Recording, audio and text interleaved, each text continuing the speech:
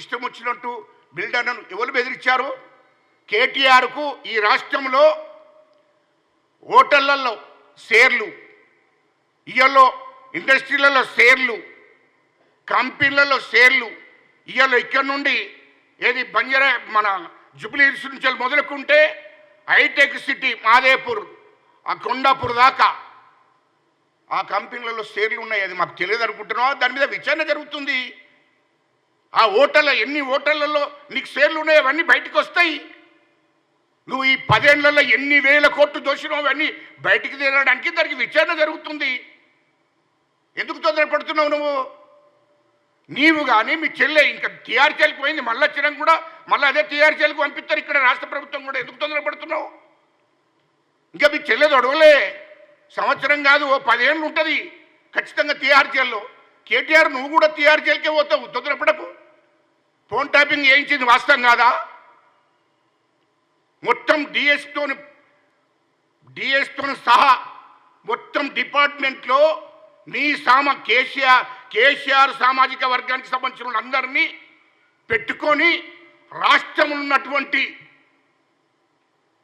నాయకులను, ముఖ్యంగా కాంగ్రెస్ నాయకులను మా రేవంత్ రెడ్డి గారి ఫోన్లు టాపింగ్ చేసి బ్లాక్మెయిల్ చేయడానికి ప్రయత్నం చేశారు.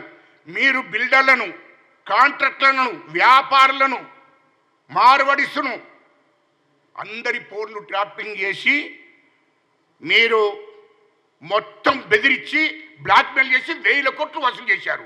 ఇది వాస్తవం కాదా? ఫోన్ ట్యాపింగ్ ఎవరు చేశారా? మీరు కాదా? దానికి ప్రైవేట్గా అంటే కేంద్ర ప్రభుత్వం పర్మిషన్ లేకుండా పర్సనల్ స్వేచ్ఛగా మాట్లాడుకునేటువంటి మాటలను వినుకుంటూ మీరు బ్లాక్మెయిల్ చేశారు కాంట్రాక్టర్లను, వ్యాపారులను. ఇది వాస్తవం కాదా? ఇన్ని దుర్మార్గమైన పనులు చేశారు కాబట్టి ఇవన్నీ బయటపడతాయి. ఫోన్ ట్యాపింగ్ చేసింది విచారణ చేపిస్తే నీకెందుకే కేటీఆర్ భయం?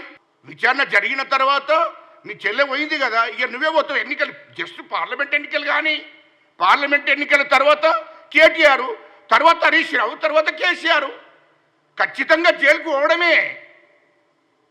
ఇక్కడ చెల్లెపల్లె జైలు తర్వాత మిమ్మల్ని తిహార్ జైలుకు పంపడమే.